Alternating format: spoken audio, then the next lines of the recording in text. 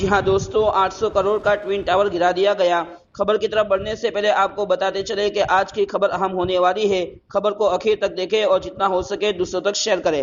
اے B P news کی anchor روبیکا لیاقت کو آپ ویڈیو میں دیکھ رہے ہیں، وہ اپنے سوشل اکاؤنٹ پر لکھ رہی ہیں کہ ہماری تیاری پوری ہے اور یہ ٹوین ٹاور گر رہا ہے، اس کی طرف کیمرہ گھمائے ہوئے نیوز کور کر رہی ہے۔ اسی کا جواب دیتے ہوئے راجیو نگم لکھتے ہیں کہ بلقیس بانو کے راوڑوں اور کمبکنوں کی طرف یہ کیمرہ نہیں گھما اور نہیں آپ کے نیائے کا سورج ادھر گیا۔ یہ گرتی ہوئی عمارت دکھا کے کیا ملے گا؟